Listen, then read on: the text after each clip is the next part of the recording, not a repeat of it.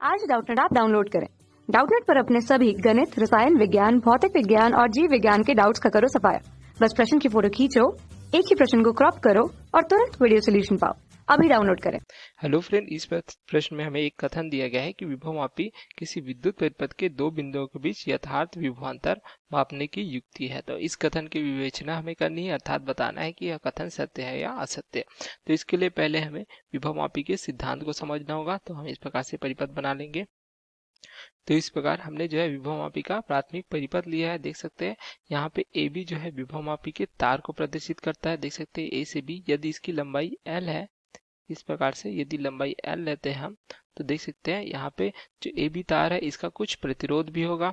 ठीक है, तो प्रतिरोध यदि हम आर लेते हैं इस प्रकार से, तो यहाँ पे देखिए जो ए बी तार है इसको सिरों के बीच विभवांतर या विभव प्रवणता बनाए रखने के लिए यहाँ पे हम देख सकते हैं यहाँ पे हमने एक संचायक सेल लिया है सी, जिसका कुछ आंतरिक प्रतिरोध होगा।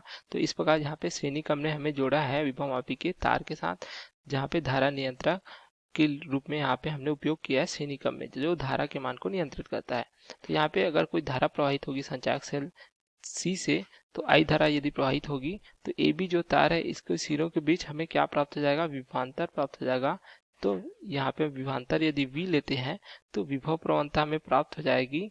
जो विभवमापी है यह कहलाता है एकांक लंबाई का जो विभव पतन होता है उसे हम विभव प्रवणता कहते हैं। तो यदि हम k से दर्शाते हैं तो k बराबर प्राप्त हो जाएगा v बटे l, जहाँ पे l जो है चालक तार अर्थात जो है विभवमापी के तार की लंबाई, तथा v जो है तार है जो विभवमापी का उसके सिरों के बीच विभव पतन को दर्शाता है। तो इस प्रकार से हमें प्राप्त हो जाता है। देखिए विभवमापी की सहायता यदि कोई शेल है जिसका हमें विद्युत वाहक बल ज्ञात करना है, तो उसका जो हम एक सिरा जो है इस प्रकार से एक की ओर रखते हैं, तथा जो है जो सेल है इस प्रकार से हम जोड़ते हैं परिपथ में। ठीक है, तथा इसको जो है दूसरा सिरा जॉकी की सहायता से हम धारामापी से इस प्रकार से संयोजित करते हैं, तथा जॉकी को जब हम जो है विभवमापी के तार पर स्पर्श कराते हुए जब हम खिसकाते हैं एक दिशा से दूसरी दिशा, तो क्या होता है, एक स्थिति यह प्राप्त होती है जब जो है धारामापी जी है उसमें जो है शून्य विक्षेप प्राप्त होता है।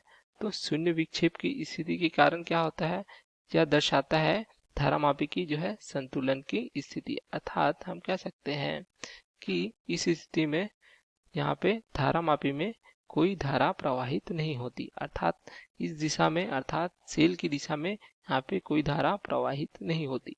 तो जो विद्युत वाहक बल E है इसका मान इस प्रकार से हम ज्ञात कर सकते हैं। E बराबर प्राप्त हो जाएगा यदि हमें जो लंबाई है अर्थात जो दूरी है विभवमापी के तार के लिए यदि संतुलन बिंदु A से हमें प्राप्त होती है, जो संतुलन बिंदु यदि C लेते हैं तो इसकी दूरी अगर L प्राप्त होती है, तो विद्युत वाहक बल E का मान हम किस प्रकार से ज्ञात कर सकते हैं, E बराबर प्राप्त हो जाएगा विभव प्रवणता के गुणित L हो जाएगा। तो इस सूत्र की सहायता से हम देख सकते हैं जो सेल है जिसका विद्युत वाहक बल हमें ज्ञात करना है उसका मान ज्ञात कर सकते हैं। जो यहाँ पे G जो है C बिंदु प्राप्त होता है वह जो है शून्य विक्षेप की स्थिति को दर्शाता है, अर्थात संतुलन की स्थिति को दर्शाता है।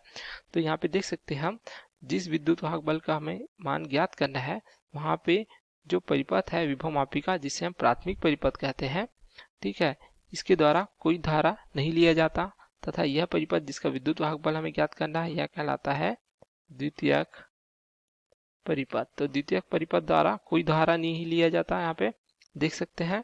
तो हम कह सकते हैं कि जो विभवमापी है वह जो है विद्युत परिपथ के दो बिंदुओं के बीच यहाँ पे हम कह सकते हैं कि यथार्थ विभवांतर मापने की युक्ति है। या हम देखिए अगर तुलना करें हम विभवमापी के अलावा यदि हम जानते हैं कि विभवांतर ज्ञात करने के लिए हम किसका उपयोग करते हैं, हम वोल्टमीटर का उपयोग करते हैं। ठीक है, तो वोल्टमीटर में क्या होता है, उसका कुछ जो है आंतरिक प्रतिरोध होता है। ठीक है, जो प्रायोगिक वोल्टमीटर है, तो यदि कोई प्रतिरोध R है इसके सिरों पे हमें जो है विभवांतर ज्ञात करना है। यदि हमने इसे सेल से इस प्रकार से जोड़ा है तो इसके सिरों पे धारा I प्रवाहित होगी, जिसके कारण यहाँ पे R डैश है, तो यहाँ पे क्या होगा, इसके सिरों पे विभवांतर ज्ञात करना है। तो यदि हम वोल्टमीटर को इस प्रकार से संयोजित करेंगे, ठीक है, तो वोल्टमीटर का क्या होगा, यहाँ पे देख सकते हैं हमें कुछ प्रतिरोध प्राप्त होगा, अर्थात इसका प्रतिरोध R लेते हैं तो क्या होगा, जो धारा मुख्य धारा I है यह दो भागों में विभक्त हो जाएगी इस प्रकार से। ठीक है। तो कुछ धारा जो है वोल्टमीटर से प्रवाहित हो जाती है क्योंकि इसका कुछ आंतरिक प्रतिरोध होता है।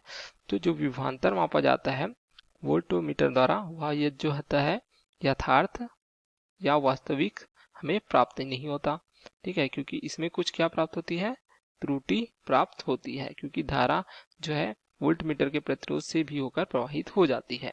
लेकिन हम देखिए यहाँ पे विभवमापी में कोई धारा प्रवाहित नहीं होती, जिसके कारण हम कह सकते हैं कि विभवमापी जो है विद्युत परिपथ के जो है दो बिंदुओं के बीच यथार्थ विभवांतर मापने की युक्ति है। अर्थात हमारा जो दिया गया कथन क्या प्राप्त हो जाता है, यह हमें सत्य प्राप्त है। तो ये हमारा उत्तर है। Okay, thank you.